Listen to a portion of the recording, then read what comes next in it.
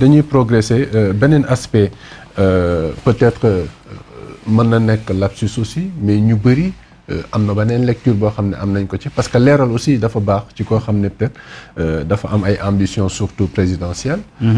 ci biir discours bi gis nañu également Sonko il a dit que nous préparons des projets de loi alors que il s'agit en réalité de propositions de loi. Je pense que quelqu'un qui a fait des propositions qui a participé à une législature xam na la mooy différence proposition ak projet de loi. Oui. mais xam naa bi muy wax boobu day anticiper ci 2024 bi. Ah oui. parce que boobaa ñooy nekk ñooy yor réew mi ñooy préparer suñu ay projet de loi. Focus 2024 comme vous le dites. bu baax a baax. C'est d'accord. Alors ñu progresser kon on va sortir du discours de Sonko et je rappelle aux internautes ce qui bëgg naa aborder ci question bu mu mujjee bu mu daanelee sànq parce que ñoom d'habitude seen discours comme Sonko nu mu ko waxee comme moom nu mu ko def c'est très anti-français. constat yaa ko gis. lu tax waxoo très pro-sénégalais. bon je préfère dire anti-français. moi je préfère dire pro-sénégalais. non maa ngi yow du ñu benn. waaw yow nag assumer sa anti-français man j'assume pro-sénégalais. lu ñu sol sax nu rawul déjà. donc c'est un discours très anti-français. français yi ñëw nañ ci dëkk bi français yi ramassé nañu tout et cetera et cetera. Ah bon? mais du français yi kese.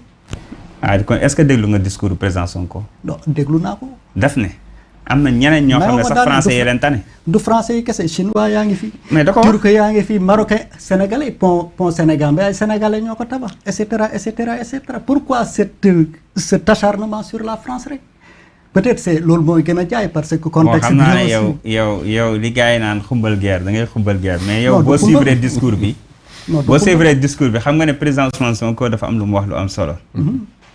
C'est pas pour déshabiller Jean pour habiller Paul.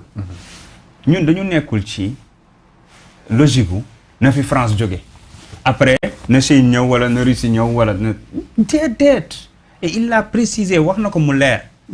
préférence sama boppam ma la gënal du bañ naa la.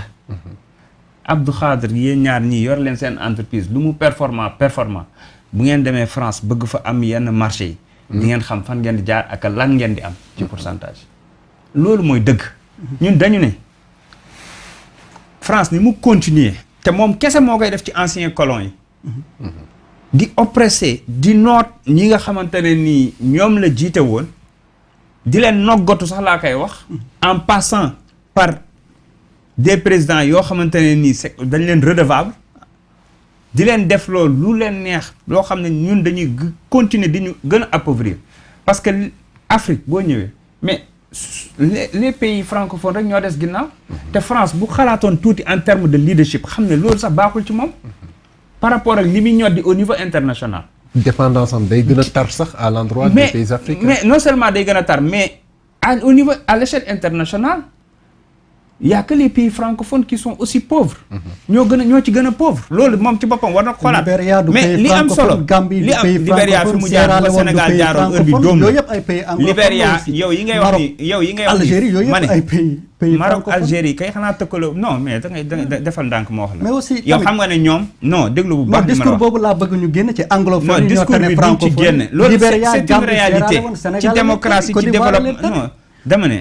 xam nga boo bëggee waxtaan bi neex dañuy dégloonte c'est très simple xam naa ne da ngay xumbal mais bàyyi ñu dégloonte comme pour askan wi ñuy seetaan. président Sonko daf ko wax mu leer gis nga bu ñu jëlee réew mi dañuy waxtaan ak ñëpp d'égale dignité. Russie Angola d'égale dignité. Japon France comme ci mën di doon ce sera désormais du gagnant-gagnant xanaa loolu sénégalais bu ko bañ nag ma xam ne yow dinañ xoolaat sa nationalité. loolu du anti-français pro-sénégalais la c'est-à-dire que c'est valable et pour la France et pour la Chine et pour d'autres et wax na ko nee na dafa joxe exemple mu ne am na ñoo xam ne France sax leen tane parce que ñooñu bu ñu ñëwee jël suñu ay marché ñoom même sous-traitance bi sax seen ay entreprise dañuy indi la ñuy lekk sax fii lañ koy lekk il l'a dit dans son discours d'hier.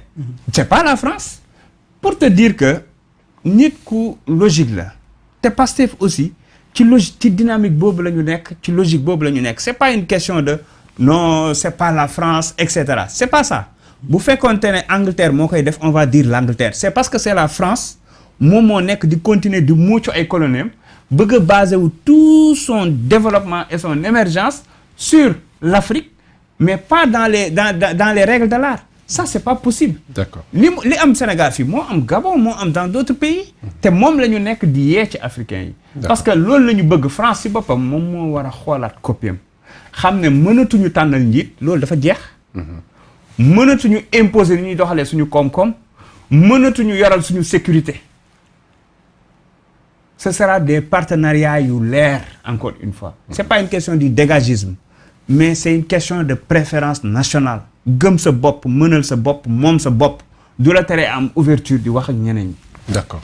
Alors je pense que leer na mais un dernier point sur ce discours-là qu'on a quand même trouvé très intéressant et ni nga ko waxee dafay promouvoir une certaine posture boo xam ne ça fait respecter le Sénégal les pays africains de manière générale mais dañuy gis tout souvent dans le discours de Sonko souvent c'est le discours populiste c'est le discours bi nga xam ne wax nga ko c'est pro-Sénégal pro-Afrique et cetera mais il y a beaucoup d'autres secteurs de développement yoo xam ne généralement duñ koy dégg ci ay discours am ay culture ay artisanat il en parle quelquefois doon na entreprendre d'autres des activités dans ce sens-là pour soutenir les producteurs locaux yeneen fànn yu bëree yoo xam ne généralement duñ koy dégg. Non, il faut d'abord faire la part des choses. Oui. C'est-à-dire que mënuloo wax dëgg. wax lu soxal askan wi ñu ne populisme la. c'est bu dee loolu mooy populisme. non par rapport au discours. non xaaral par rapport au discours. Oui. Président Ousmane Sonko amut lii xew ci réew mi te du ci wax. am na Thiaroye 44 ban leader nga ci dégg mu wax ci ba bind ci question écrite. Il s'agit de quoi? Parce que dañu jàpp ne culture musique la rek ak fecc ak yooyu peut-être. mais suñu histoire suñuy cosaan suñu delloo bi ñu delloo waat ci suñu bopp ci suñu ak le fait que ñu réconcilier waat ak suñu histoire suñu aada ak cosaan suñu diine d'abord foofu la mbir mi commencé parce que dafa am benn modèle sociétal bu ñu bëgg boo xam ne mooy porter modèle économique bi ñu proposé te loolu faut que déjà ñu fexe ba créer ba am na déjà la fibre patriotique mu ngi nelaw képp ku nekk ci ñun nu ñu koy yeewee rek la loolu mooy li am te soo xoolee chaque fois il prend exemple comme tey culture Baye Niass culture am ni mu ko élaboré partout dans l'Afrique parce que il s'agit pas que de la religion hein c'est de la culture aussi noonu la ko Serigne Touba demee ci wàllum patriotisme bëgg na lu muy jël référence ci Serigne Touba ainsi de suite mais soo ñëwee ci wàllu dafa am loo xam ne moom moo jiitu y a une certaine priorisation des choses peut-être instant yi discours bi fi ñu koy gën a accès déjà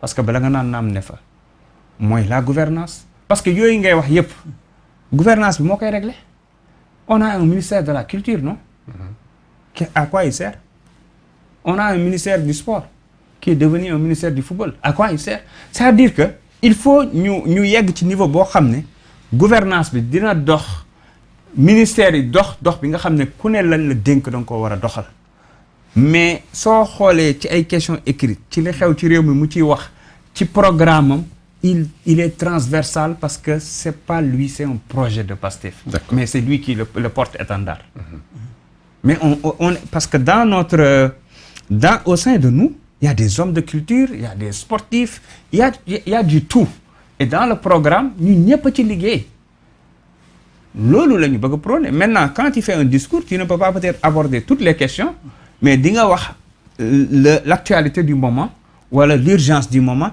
ci ngay gën a focaliser wu. D'accord alors dañuy jàll dem ci 14e législature bi avec les nouveaux députés